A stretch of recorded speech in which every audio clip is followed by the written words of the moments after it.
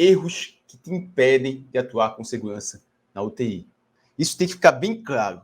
Os erros, muitas vezes você desconhece e vai lá e começa a atuar.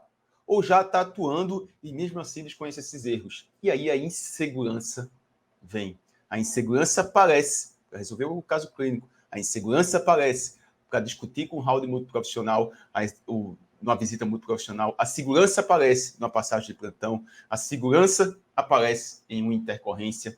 A insegurança pode estar sempre presente com você quando você não conhece os erros que te impedem atuar com segurança. Não é o erro de condutas que eu estou abordando. É o erro que faz você não ter segurança mesmo. Que faz você ficar perdido. Que faz você ficar totalmente desnorteado dentro da terapia intensiva. E você tem que corrigir isso rapidamente. O momento é esse. A gente está tendo aí um boom de hospitais precisando de fisioterapeutas seguros, fisioterapeutas competentes, fisioterapeutas que atendem com qualidade. E você pode ser esse fisioterapeuta, você pode correr atrás aí de ser esse fisioterapeuta seguro para salvar vidas dentro da terapia intensiva e fazer com que a fisioterapia suba de nível. Comece pela segurança. Comece vencendo esses erros. Ficou claro esse começo da live? A importância de você vencer os erros para começar a atuar com segurança. A gente vai debater dois casos clínicos. Vamos começar com o primeiro caso. A gente vai fazer uma resolução de caso de um paciente que está em ventilação mecânica, entubado, e a resolução do caso de um paciente que está em respiração espontânea, precisando de ventilação não invasiva. E você vai ficar claro que assistiu a aula 1, porque aquele erro vai gerar insegurança. E vai ficar claro para quem não assistiu a aula 1, a necessidade de você ir lá assistir a aula 1 para estar preparado para assistir a aula 2 da semana UTI Sem Medo.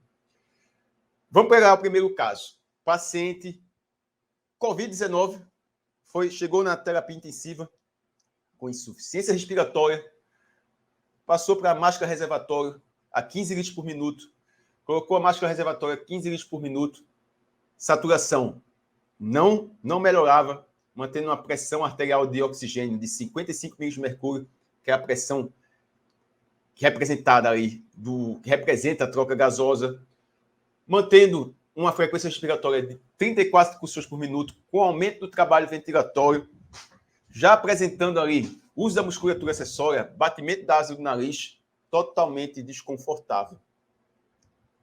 O que é que foi feito com esse paciente? Qual a conduta que foi realizada com esse paciente? O pessoal entubou o paciente e foi mantido na ventilação mecânica. Então, o paciente foi entubado, sedado e mantido na ventilação mecânica. Vamos lá, voltando para o caso. Paciente entubado, sedado, colocado na ventilação mecânica, após 30 minutos foi escolhida uma gasometria. E anotem aí a gasometria pós-intubação, PaO2 do mesmo jeito, PaO2 de 55 milímetros de mercúrio, mesmo com a FiO2 a 100%. PaCO2, 70 milímetros de mercúrio, acidose respiratória. Saturação, mesmo após intubado, com o FiO2 a 100%, mantendo uma saturação ali 89, 88, e o paciente jovem. Na ventilação mecânica, ventilando em VCV com volume corrente de 6 ml por quilo de peso por litro, que é uma ventilação mecânica protetora, mantendo a frequência respiratória de 25 incursões por minuto, sem gerar a presença de alto PIP. PIP tinha sido titulada, encontrou a PIP com menor drive pressure, e o paciente ainda mantinha uma PaO2 de 55 milímetros de mercúrio, uma acidose respiratória e não melhorava do caso. Qual o erro que está acontecendo? Por que a pessoa, quando pega um paciente assim, fica inseguro, não sabe o que fazer? Veja, parecia que ia resolver o problema. O paciente chegou, foi entubado, foi deixado em ventilação mecânica, mas não resolveu o caso. E você que há pouco tempo tinha dito para a equipe médica, o paciente tem que ser entubado, porque quando foi entubado a gente consegue corrigir a ventilação, consegue deixar o paciente ventilando melhor. Foi entubado e se manteve nas mesmas condições que ele estava antes de não ser entubado. Isso vai gerar insegurança dentro da terapia intensiva? Vai gerar insegurança para você que é fisioterapeuta? Sim. Qual foi o erro? Todo mundo pensaria foi tentar resolver a queda da PaO2, a queda da saturação e a acidose respiratória. Mas em nenhum momento, quando foi discutido aqui, foi dito qual a causa. Então, por que gerou insegurança quando eu estou resolvendo esse caso com vocês? Porque você pensou que ia resolver o problema colocando na ventilação mecânica, pensou que ia resolver o problema seguindo um protocolo, mas não resolveu o problema. Deixando claro que processo é diferente de protocolo, mas não resolveu o problema do paciente. E quando você não resolve o problema do paciente, vai ter insegurança. Quando você não resolve o problema do paciente, você vai ficar inseguro na terapia intensiva. E aí você, quando chega em outro paciente, você não consegue definir qual é o que é que o paciente está apresentando. Quando chega em outro paciente, você não consegue definir o que o paciente está apresentando, porque você está inseguro, você diz, pô, aquele paciente não deu certo. O outro paciente, será que vai dar certo, que vai fazer? Pô, eu estou perdido, eu não sei o que fazer. Por quê? Porque você focou em olhar só para o sinal e sintoma. Isso acontece com o fisioterapeuta, com o médico, com o enfermeiro. Isso se repete dentro da terapia intensiva várias vezes. Você só foi tentar resolver o sinal-sintoma. Mas qual era a causa? Qual era a causa? Qual era a causa? O paciente, vamos dar um exemplo. O paciente não poderia ter sido funcionado para ser feito o acesso dele venoso, para entrar medicamento, para entrar todas o que ele precisa e ter apresentado um pneumotórax. O pneumotórax não gera queda da PaO2, não gera hipoxemia. O paciente com aumento do trabalho ventilatório não poderia ter entrado em falência na musculatura respiratória, já que era um paciente idoso que já estava infectado. A falência aumentou o PaCO2. E aí você entuba um paciente e não resolveu a causa, que era o pneumotórax. Você não, o médico vai entubar. E aí você está tentando ventilar com os mesmos parâmetros. Os parâmetros, titulou PIP, recrutou, fez várias intervenções. Resolveu a causa? Não, e podia ter piorado mais ainda, fazer o pneumotórax hipertensivo, dando pressão para dentro do pulmão do paciente. O pneumotórax, que antes não estava grande, começou a ficar muito maior. Hipoxemia começou a piorar e você está lá tentando mexer no ventilador, colocar a PIP lá em cima, FO2 lá em cima, recrutar. Começa o paciente a fazer hipotensão, porque a causa foi o pneumotórax. Veja o erro que gerou insegurança. Esse erro, eu vou repetir aqui várias vezes para ficar claro. Acontece o tempo todo dentro da terapia intensiva. Eu até me empolgo um pouquinho que eu falo isso, e quando eu estou dentro da terapia intensiva, que eu vejo o pessoal cometer esses erros de atuar só no sinal-sintoma e não seguir o processo da maneira correta. Não, mas o paciente estava caindo em saturação, o paciente estava precisando de pipi alta. Quem disse? Você viu a causa? Então não adianta achar que é uma receita de bolo, um protocolo, algo que você escutou que vai fazer ter segurança. A primeira coisa é você não cometer os erros. Porque quando você comete um erro, você vai perceber que cada dia mais você vai ter mais insegurança. E aí vira uma bola de neve, em vez de ser virtuosa, uma bola de neve de desvalorização, de medo, de insegurança, de falta de perspectiva como fisioterapeuta, porque você não sabe atuar com segurança dentro da terapia intensiva. Veja ao contrário, se você for uma bola de neve virtuosa, como é uma bola de neve virtuosa? Começo a atender bem os pacientes na terapia intensiva, começo a atender com mais qualidade, vou evoluindo, vou progredindo. São ciclos de desenvolvimento. Isso que vai fazer você ser seguro. Isso que vai fazer ser seguro. Então, dei um exemplo de ventilação mecânica que, era o tempo todo, desde a pandemia acontecendo, o tempo todo isso acontecendo. Eu sempre debatendo com os meus alunos, não veja dessa forma, não veja dessa forma, não veja dessa forma. Não é a terapia intensiva não é algo fácil. É simples quando você sabe o caminho que tem que percorrer. Mas você, antes de entender o caminho, tem que entender os erros. Não cometa esses erros. Estou abordando apenas um aqui, demonstrando na resolução de um caso clínico, primeiro em ventilação mecânica, como esse erro vai gerar insegurança. E aí você foi lá, não resolveu o problema. porque não identificou a causa desse caso. Vamos pegar o outro caso agora. Outro caso. A gente primeiro falou um paciente em ventilação mecânica. Vamos pegar um caso clínico agora de um paciente em respiração espontânea. Em respiração espontânea. Você está lá dentro da terapia intensiva, está na UTI, 10 leitos dentro da terapia intensiva, todo leito com um paciente diferente. Tem um paciente que está em respiração espontânea, tranquilo. Respiração espontânea, saturando 98%, frequência cardíaca de 80 batimentos por minuto, sem suporte de O2, sem suporte de oxigênio. Estava com catéter de oxigênio há 2, 3 dias antes e foi retirado o catéter de oxigênio. Está lá em respiração espontânea. Sem suporte de oxigênio, tinha sido retirado o catéter de oxigênio há pouco tempo, saturando 98%, frequência cardíaca de 80%, frequência respiratória de 20 incursões por minuto, e você está dentro da terapia intensiva. E de uma hora para outra chamam você. Físio, o paciente do leito 3 está totalmente dispneico, com queda de saturação, está totalmente desconfortável. E aí você vai lá ver o paciente. Aí corre lá, vai chegar no paciente. Aí quando chega no paciente, encontra o paciente.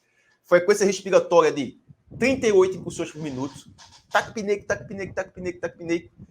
Lá, taquipneia importante. Aí você conversa com o pessoal, mas há quanto tempo ele está assim? Não, ó, já faz mais ou menos umas 2 horas que esse paciente está apresentando essa taquipneia. Essa frequência de 38. Aí chega o médico, vamos fazer uma ventilação não invasiva. Aí você chega lá, pega a máscara de ventilação não invasiva, conecta no circuito de ventilador, bota os parâmetros do ventilador, tá, segue lá, bota a máscara de ventilação não invasiva no paciente.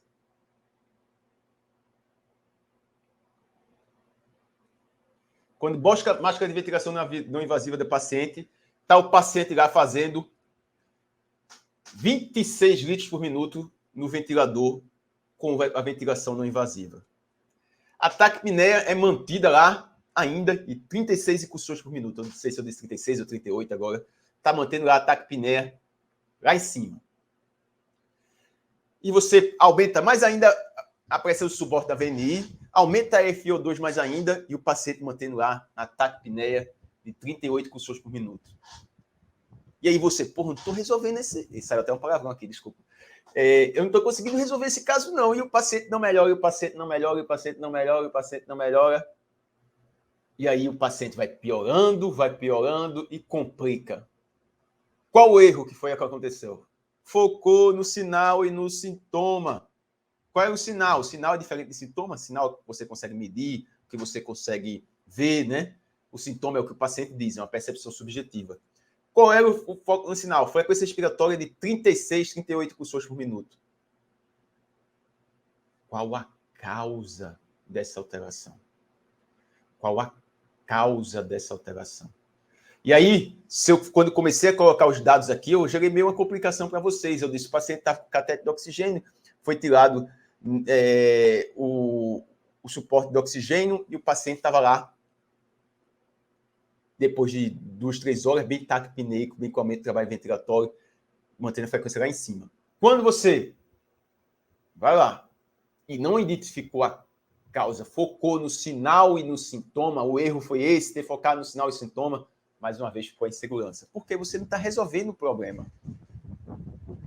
No máximo, em alguns casos, você vai esconder. No máximo, em alguns casos, você vai esconder. Então, vai ter paciente lá que você vai colocar FiO2 100%, o paciente satura bem. Mas não era para ter sido feito, porque a FiO2 alta causa lesão para o paciente pode complicar, ter uma piora da mecânica ventilatória e piorando cada vez mais. Mas você escondeu, você foi isso a gente discutia muito dentro da terapia intensiva, o pessoal que não tem tanto essa vivência, né, que tem essa dificuldade. Não, mas resolveu o problema do paciente. O paciente estava saturando 89%, foi para 98%. Quem disse que ele precisava saturar 98%? Onde é que você viu isso? Não, mas é melhor paciente. É pior, ele está com a FiO2 alta. Para esse caso não precisava, não precisava assim. E o pior que tem é difícil a pessoa que não sabe esses erros, que não tem esse conhecimento, entender. É difícil o pessoal entender. Por isso que eu sempre começo com os erros, para você entender depois. Porque se eu coloco só o que você precisa fazer, se você entender os erros, você não vai seguir os passos.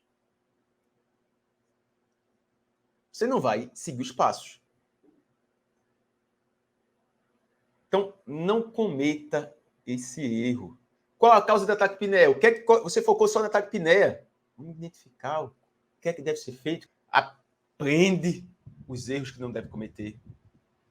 Que com esses 2 exemplos ficou bem claro que você não precisa, ficou bem claro que você não deve focar só em sinais e sintomas.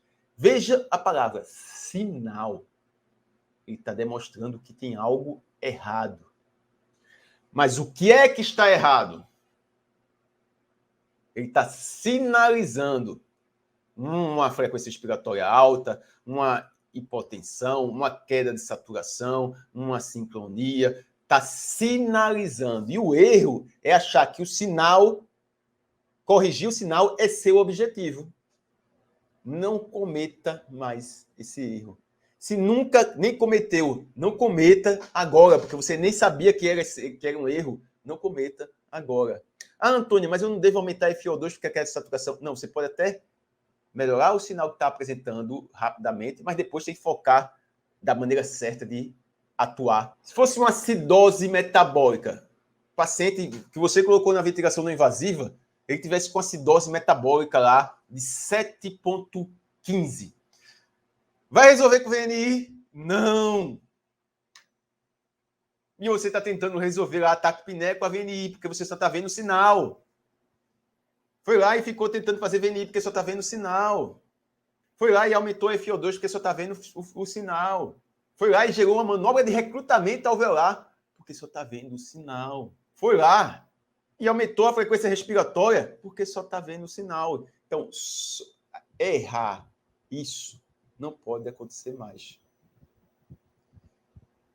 Bote uma pulga na sua atrás, bote algo atrás da orelha, né?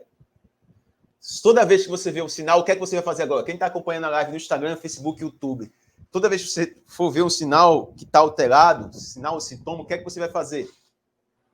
O mundo precisa de fisioterapeutas qualificados. O momento que a gente vive precisa de fisioterapeutas seguros dentro da terapia intensiva. E sempre vai precisar.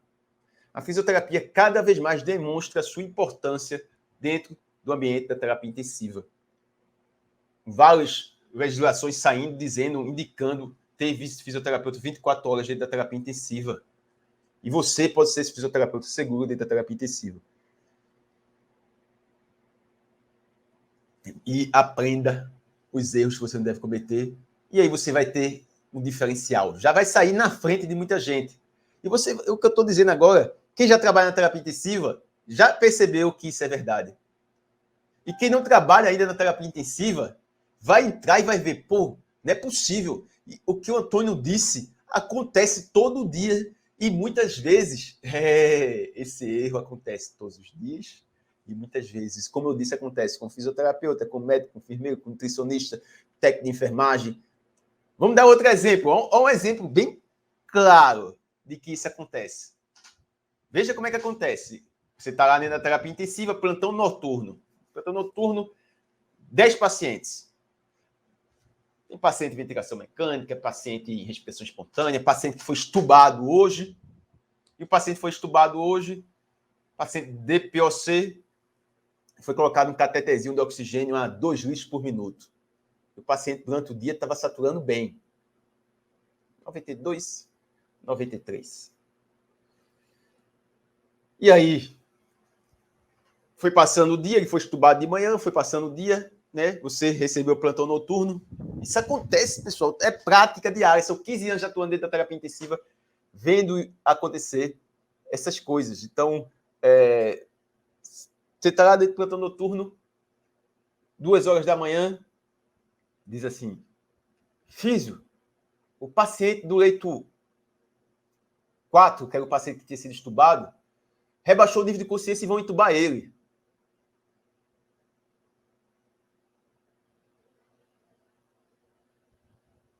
E aí chega lá, o paciente está sendo entubado, que teve todo o trabalho para progredir para a extubação. Foi avaliado os índices, os parâmetros. O paciente teve todas as condições de ser extubado e foi extubado. E aí, por que de madrugada o paciente rebaixou o nível de consciência? Porque focaram em tratar os sinais. O que acontece muitas vezes à noite? O paciente fica mais sonolento, vai dormir, o paciente DPOC pode apresentar ali uma redução, obstrução, redução do drive, aí fica saturando lá 87, 88, com cateter de oxigênio. Aí chega uma pessoa, o paciente foi estubado hoje, está saturando 87, está 2 litros, vamos aumentar para 4. Aumenta para 4 litros por minuto. O paciente DPOC. O paciente DPOC não tem que ter uma saturação alta.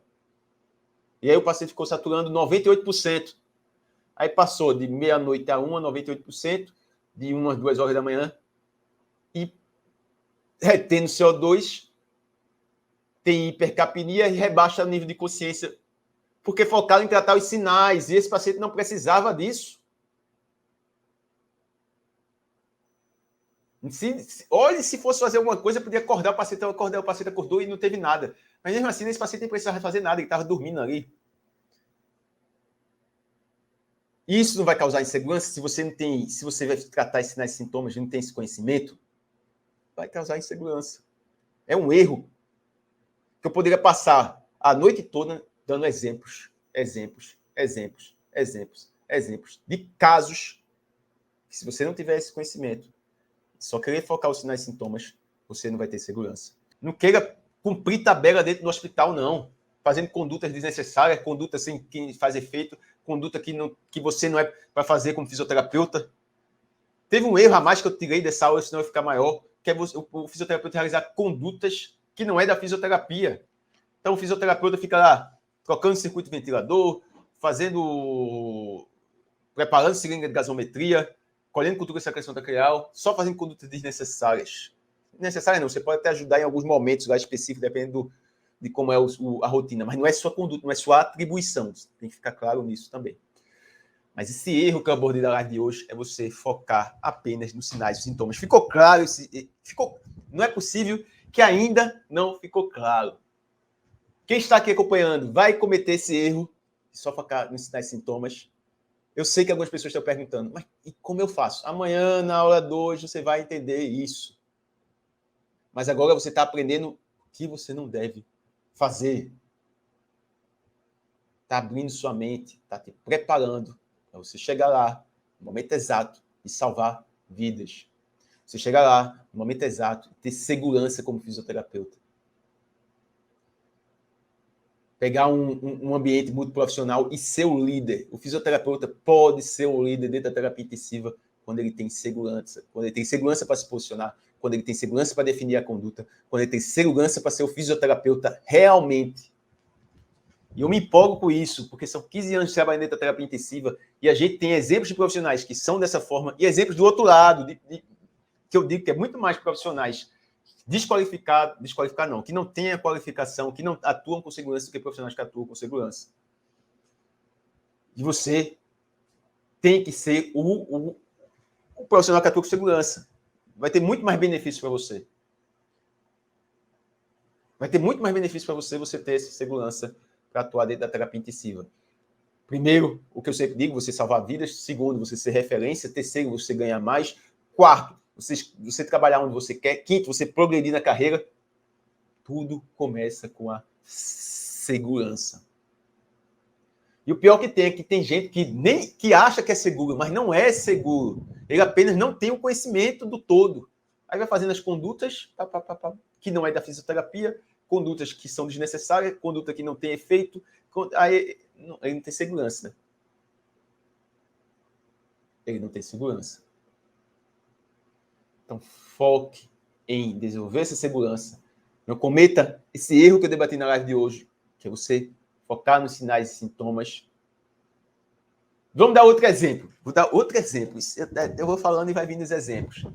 Você chegou lá na terapia intensiva, vamos dizer que está 2 leitos. 2 leitos é muito pouco, dificilmente vai estar assim, né? Vamos estar com 6 leitos só ocupados dentro da terapia intensiva.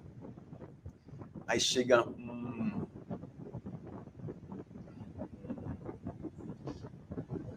técnico de enfermagem para você diz, fisioterapeuta, o paciente lá do leito 7, ele está dizendo que está com falta de ar. Você vai lá e chega no paciente, o que, é que você está sentindo? O paciente, eu estou com falta de ar, eu estou com falta de ar, estou com falta de ar. Aí você vai lá, está com falta de ar, vê que o paciente está com um catéter de 3 litros por minuto, saturando 96%, mas o paciente está com falta de ar, falta de ar, falta de ar, está o paciente lá na cama, estou com falta de ar, estou com falta de ar, estou com falta de ar, estou com falta de ar. Frequência expiratória de 28 por minutos. Vamos esquecer o sinal, vamos focar só nesse sintoma. O paciente dizendo que está dispneico. Aí você vai lá, prepara a VNI, bota a VNI no paciente. Cometeu o erro de novo. Cometeu o erro de focar no sintoma. Eu não estou dizendo que não vai indicar VNI, mas para esse caso, será que tem indicação de fazer ventilação não invasiva? Ou será que é uma crise de ansiedade? Estou dando um exemplo aqui qualquer. Será que essa hora tinha que fazer ventilação não invasiva? Ou o paciente que estava chocando, choque hipovolêmico, fazendo essa dispneia?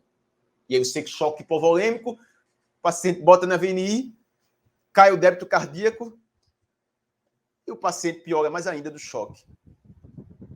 Porque focou em tratar o sinal e sintoma.